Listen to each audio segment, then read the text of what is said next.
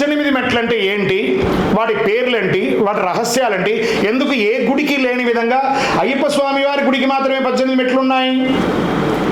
స్వామివారు బాణం వేస్తే పడ్డ దేవాలయాలు అచ్చన్గోవిల్, ఆరింగావు, కుళత్తపై, ఎరిమేలి అన్ని చోట కూడా కిందనే ఉంది.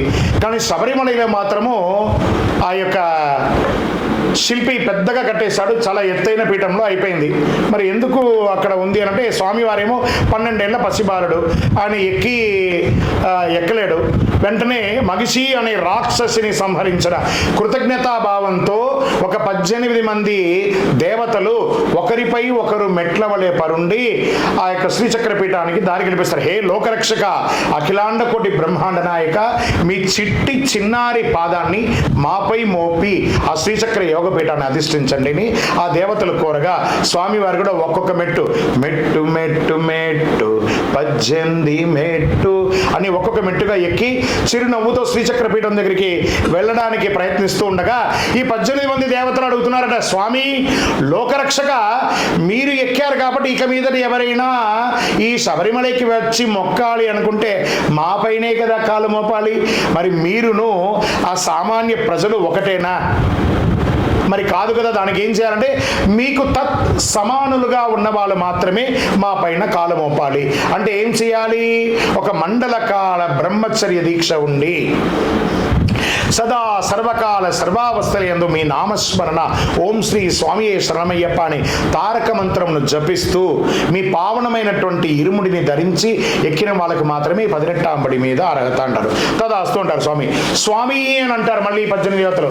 ఏమిటయ్యా అంటే, మరి కొంతమంది నేను కాలు మండలం, అరమండలం, ఈ మండలం, ఆ మండలం అని అంటుంటారు కదా, మరి అవన్నీ లేదు, కాంప్రమైజే లేదు.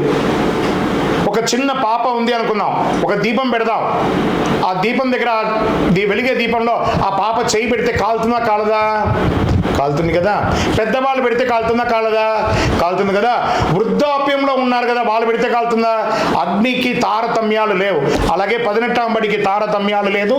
సగం మాల, పావు మాల, ఒక మాల, 2 మాల ఈ వేసుకున్న వాళ్ళందరికీ అగ్ని, ఆ 18వ బడి అగ్ని దహించక మానదు. మరి ఏం చేయాలయా అంటే, దూషించు వారికైనా మేలు చేయు స్వామి నీవే. 18వ బడి మీద ఎక్కడానికి 41 రోజులే కానీ స్వామిని దర్శించడానికి దీక్ష లేదు. పక్క మెట్ల ద్వారా కూడా వెళ్ళి దర్శనం చేసుకోవచ్చు. దీక్ష తీసుకున్న వాళ్ళతో పాటు ఒక సివిల్ స్వామి ఇద్దరు వస్తారు, ఆయన కూడా దర్శనానికి వస్తారు కదా.